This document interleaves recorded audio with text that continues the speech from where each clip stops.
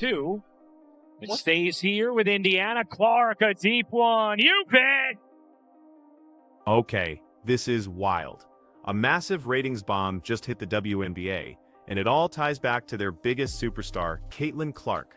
If you're a basketball fan or just love a compelling sports story, you're exactly where you need to be. Today, we're diving headfirst into the topic that's absolutely dominating the sports world: the WNBA's shocking ratings collapse, all while Clark is sidelined with an injury. But here's the kicker: the league's owners are finally breaking their silence. And let me tell you, the numbers they're seeing are staggering. The fan reactions are intense, and the implications for the future of women's basketball, they are monumental. So, settle in, grab some popcorn, and let's break down every single detail. Before we jump in, make sure you hit that like button, subscribe to the channel, and ding the notification bell so you never miss our deep dive. Clark has space. She's going to let it fly, and she's going to connect. Oh, Caitlin Clark. So, let's get right into the headline that's got absolutely everyone talking. WNBA television ratings have taken an insane nosedive, plummeting a jaw-dropping 55% since Caitlin Clark went down with a left quad strain back on May. Think about that for a second. More than half of the league's entire audience just vanished in a matter of weeks. Based on Nielsen data, which USA Today reported, nationally televised WNBA games were pulling in a massive 1.81 million viewers before Clark's injury. Now, that number has crashed to a mere 847,000, and if you're an Indiana Fever fan, it's even more painful. A brutal 53% drop from 1.81. These aren't just some boring stats. This is a full-blown alarm for the league, and trust me, the owners are definitely feeling the intense pressure. Shanna defense by the Sparks fans. 6 on the shot clock. Clark, a deep three. Oop, that is. She missed her first 7. Now, let's talk about the absolute heart of this storm: Caitlin Clark herself. This Indiana Fever superstar, the reigning Rookie of the Year, has been sidelined for 5 straight games, and the impact, it's simply undeniable. Before her injury, she was absolutely torching the court, averaging a phenomenal 19 points, 9.3 assists, and 6 rebounds, even snagging a triple-double in the season opener. She isn't just a player, she's a legitimate phenomenon, a total ratings magnet who has been drawing eyes and packing arenas like no one else in the entire WNBA. And with her out, the league is staring down a harsh reality. Their recent explosion in popularity might have been more about this one incredible player than the sport itself. What blew my mind was hearing what the WNBA owners are finally saying. While most have been pretty quiet, a few have broken their silence, and you can practically hear the concern and urgency in their words. One anonymous owner told Sports Illustrated, "We knew Caitlin was a big draw, but nobody expected the floor to fall out like this. We've got to figure out how to keep fans engaged without relying on one person." Another, speaking to Yahoo Sports, straight up admitted, "The numbers are a gut punch. We've been riding this wave of excitement, but it's clear we haven't built the foundation we thought we had." These comments scream one thing: the WNBA's future can't just hinge on a single player, no matter how ridiculously talented. Meanwhile, the fans, they are not holding back at all. Social media, especially X, is absolutely buzzing with reactions, and people are not pulling any punches. One user sarcastically posted, "What? I was assured that Angel Reese was the real draw. Could it have actually been Caitlin?" Another just perfectly summed it up: the Caitlin Clark effect is real. People trying to downplay her impact are just hating. You even see some cutting sarcasm, with one fan quipping, "You're not supposed to say that out loud. You must hate women if you point out the obvious." The message from the fans is crystal clear. Clark's absence has brutally exposed how much she truly drives the league's popularity. And here's where it gets even more complicated.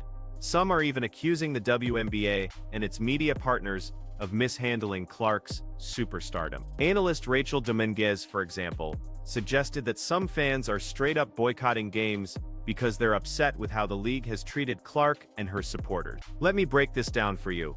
Dominguez said on a recent podcast that this ratings crash isn't just about Clark being injured, it's also about how the league has chosen to market her. She stated, A lot of people stopped watching because they're boycotting the WNBA. They don't want to give viewership to any other teams or players because of how the media and the league itself have handled Caitlin Clark. This is a bold, controversial claim, and it's absolutely sparking a massive debate. It feels like some fans believe the WNBA might have tried to downplay Clark's role, perhaps to avoid making it seem like the league's entire success was tied to one individual. But now, with this undeniable ratings collapse, that strategy, if it even existed, seems to have totally backfired. To truly understand why this is all happening, we need to zoom out and look at the bigger picture. The WNBA has actually been on an incredible ride of popularity these last couple of years, with arenas selling out, merchandise flying off shelves, and TV audiences hitting record highs. And let's be honest, a massive chunk of that surge was directly attributed to Clark, whose college career at Iowa made her an absolute household name before she even stepped foot on a pro court. She brought in legions of casual fans, people who probably wouldn't have watched women's basketball otherwise. But here's the kicker: when she got injured, those casual fans, they didn't stick around. They didn't tune in for other incredible stars like A'ja Wilson, Sabrina Ionescu, or Angel Reese. Instead, they just changed the channel. And that, my friends, is the existential problem the owners are now desperately grappling with. How do you convert those casual viewers into die-hard fans of the sport, not just one player? The numbers, yet again, tell a stark, undeniable story. Take the Indiana Fever versus Chicago Sky game on June 10th. But hold up. Compare that to the Fever versus Sky opener, which did have Clark playing, and pulled in a mind-blowing 2.7 million viewers on ABC. That's a massive, undeniable drop. And if that wasn't enough, the WNBA All-Star Game in Indianapolis saw a painful 36% dip in ratings compared to last year. And get this, ticket prices plummeted from $121 to just $64 after news broke that Clark wouldn't even play. Former NBA All-Star Jeff Teague summed it up with brutal honesty: there go the views. Ouch. And it's not just TV ratings taking a hit either. Attendance is suffering big time. Arenas that were selling out instantly when Clark was playing are now seeing empty seats. Ticket prices for some games have dropped to an unbelievable $3. Yes, you heard that right. $3. The league was projected to blow past $1 billion in revenue this year, largely thanks to Clark's insane star power, but now, that momentum is completely stalling out. What's even more insane is it's not just Clark's absence causing this trouble. The injury to another rookie sensation, Paige Bueckers, around the same time, has just compounded the problem, stripping the league of two of its absolute biggest young names. Add in fierce competition from the NBA Finals, the Stanley Cup Final, and the French Open, and you've got yourself a perfect storm that's left the WNBA scrambling just to keep eyes on the court. So what in the world is the league doing about all that? For now, the immediate focus is on getting Clark back out there. Indiana Fever coach Stephanie White has confirmed they're being super cautious with Clark's recovery, making sure she's 100% before she makes her return. But there's some good news on the horizon. Clark has actually started ramping up her basketball activities and could potentially be back as early as June 14th for a high-profile matchup against the New York Liberty. That game is already generating huge buzz, with fans and analysts predicting a massive ratings spike if Clark plays. But here's the bigger question, and frankly the one that keeps owners up at night. What happens after that? Will those viewers stick around, or will they vanish again the next time Clark sits out? The owners know they can't simply rely on Clark's eventual return to magically fix everything. They're finally starting to talk about long-term strategies to build a more sustainable, broader fan base. One idea floating around is to really lean into team rivalries and compelling storylines, kind of like the legendary NBA rivalries of the 80s and 90s. Think Celtics vs. Lakers. But for the WNBA, another approach is to seriously invest in marketing other incredible players more aggressively. Stars like Angel Reese and A'ja Wilson definitely have their own loyal followings, but the league needs to figure out how to make them absolute must-watch TV for those casual fans. There's also talk of tweaking the schedule to avoid clashing with other massive sports events. Though let's be real, that's way easier said than done.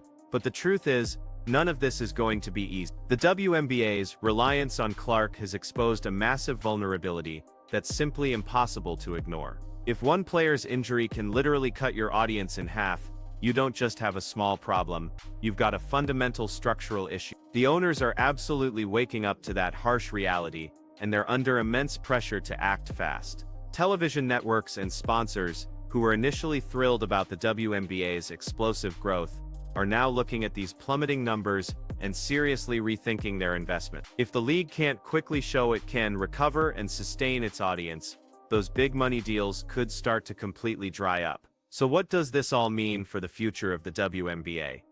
Well, this is a genuine crossroads moment. The league has an opportunity right now to learn from this, to adapt, and to build a much stronger, more resilient foundation. But it's going to demand some serious, dedicated work. They need to aggressively diversify their star power, craft more engaging, narrative-driven content, and find genuinely innovative ways to hook those casual fans who initially came for Clark, but ultimately didn't stay. Because at the end of the day, it's not just about one player, it's about proving that women's basketball can undeniably stand on its own, with or without its biggest star. So what do you think? Is the WNBA too dependent on Caitlin Clark, or is this just a temporary blip that will pass? Should the league be doing more to actively promote other players, or is Clark's unparalleled star power a gift they should fully lean into? Drop all your thoughts and theories in the comments below, and let's get a real conversation going. If you found this deep dive insightful, make sure to give us a like, subscribe to the channel, and share this video with all your fellow basketball fans. We'll keep you updated on Clark's return and what it means for the WNBA's evolving future. Until next time, stay in the game, and I'll see you in the next video.